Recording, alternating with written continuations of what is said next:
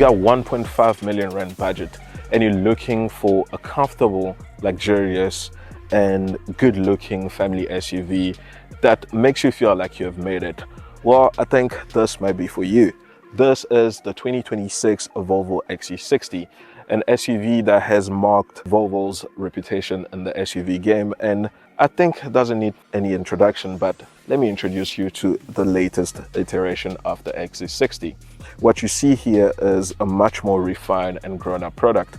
Underneath, it still utilizes the second generation of the XC60 chassis, but with a lot more tweaks on the outside.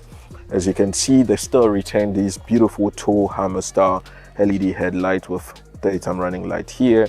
The big difference here up front has to be the grille. It now boasts these diagonal blacked out air vents here on the front, which I think looks stylish and fits the whole upgrade. You get practical vents here on the side. You get front facing camera, parking sensors all around here.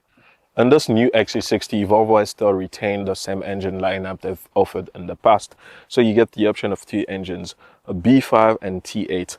This being the T8 is the top derivative, which is a plug-in hybrid version. You get a 2-liter turbocharged petrol engine that is combined to an electric motor and battery together, which you get to charge using an AC charger, altogether giving you around 340 kilowatt and 709 newton meters of torque. So it has plenty of power for this particular use. Remember, this is a 5-seater family SUV, so 300 kilowatt, 700 newton meters of torque is more than you need for this kind of car.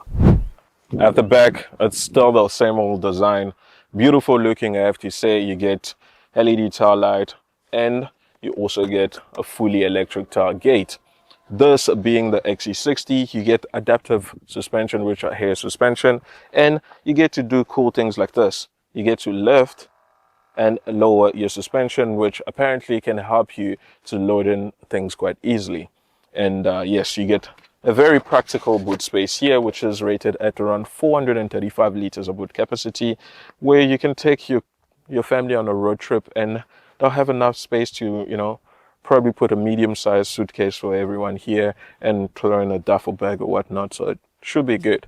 I think if you know cars, you'll probably know that Volvo doesn't play when it comes to interior. So when you jump inside this cabin, you feel very comfortable. You feel like you have made it. You feel like the money that you're spending is really worth it. By that, I mean the level of quality here.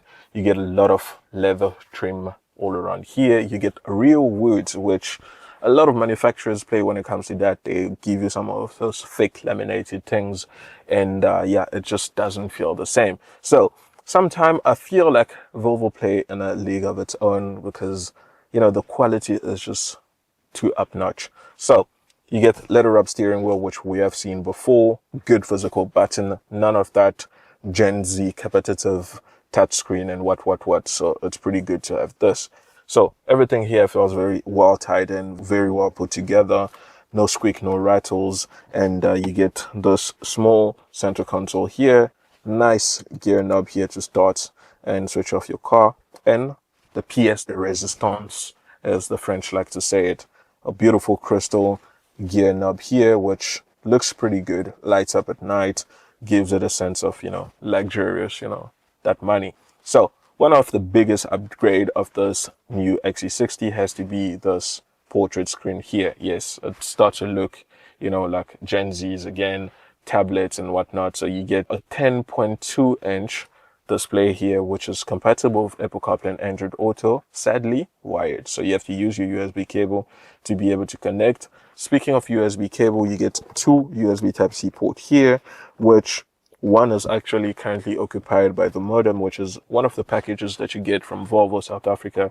So when you buy one of the latest cars, since this is not connected directly to the satellite, you get a little modem here to stay up to date and stay connected, which actually works very well with the Google system, which is, the whole pièce de résistance of these new Volvos. The screen here comes built in with Google, where you get to say things like, hey Google, set the temperature to 20. All right, changing the temperature to 20 degrees. And then she gets to say things like that. Sorry, I can't control that at the moment. Try again later. She can't control that because the car is switched off. But when the car is on, she gets to do pretty much everything that you ask. Don't ask her to order pizza for you. She won't do that. And this car as base starts around 1.5 million rand. When you start to add in options and to go to the top derivative and all of that, especially for this T8, this is currently spec'd at about 1.45 million rand. With that, you get all the bells and whistles, such as your advanced safety driving features, such as your lane keep assist, autopilot, and all the other things. You also get the beautiful, crisp sounding Bowers and Wilkins sound system, which sounds amazing. A lot of customization, a lot of things to do, and yeah, really like that. I really have nothing to complain when it comes to tied in. The interior feels here very comfortable, very good. Wireless phone charging pad. The trays here with your 2 cup holders. You get controls for your infotainment where you get to control the volume physically. Everything else is embedded on the screen. On the seat, you get to control heating and ventilation through the screen as well as your driving modes. There's no sports modes. There is no hoonigan modes. There isn't much here. The only thing you get here is hybrid, power, pure off-road, and all-wheel drive. It's not you trying to be sporty or not. It's more about controlling how efficient the car is, the fuel consumption. But when Volvo built this car, I don't think they thought about being sporty, drifting around. They thought more about comfort, more about luxury. If you need the speed, it got it. If you need the power, it has it. If you need the comfort, it's built for it. So besides that, these seats are very comfortable. They get cooling and heating function, as well as massaging function, which you get the iconic Sweden flag here on the side. Around the cabin, you get about 7 airbags, and you also get a sunroof. So I'm sitting behind my current driving position, which is pretty good.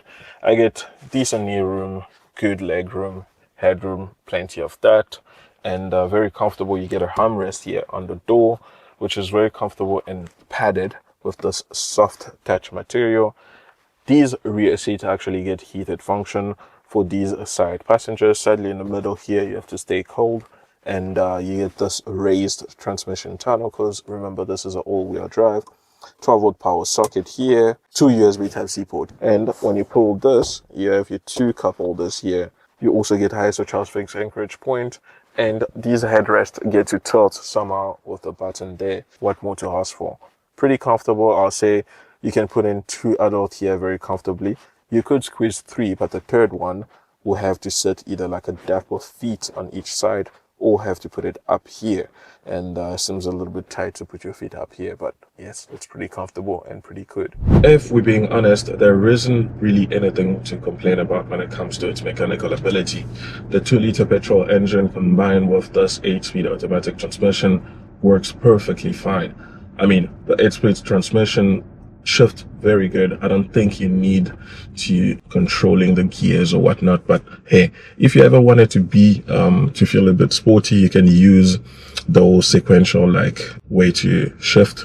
You can shift it actually side to side, which feels a little bit weird, but you can get used to it. Yes, I've heard some people complain about the fact that you do not get to control the gears. Yeah, maybe Volvo can throw in here like a black and super edition with paddle shifter behind the wheel to make it a little bit more exciting. But I don't think when they built this car, they were thinking about people, you know, driving at speed and downshifting and going around corners and all of that. But it has the power, it has that oomph, and yeah, I don't think it's a deal breaker to not have paddle shifter here. There is this level of comfort that the Volvo XC60 exudes that is quite unmatched. You can't really feel it in other cars.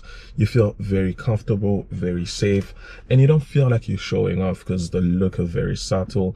Yes, people know that when you're driving a Volvo, you have money, but they're not really, you know, looking at you the same way they're gonna look at a GLC, or they're gonna look at something like the X3 as well. So when you're driving this, you're very chill, very composed.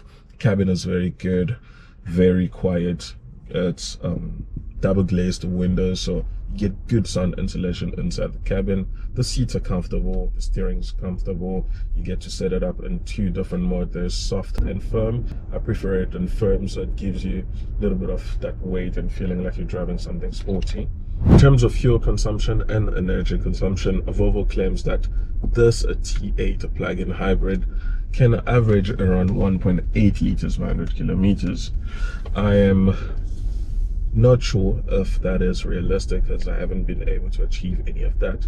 On the fuel consumption side alone, they say you can average somewhere around 5 liters per 100 kilometers, but during my time with this, I've been averaging somewhere around 7.3 liters per 100 kilometers, which is quite a lot.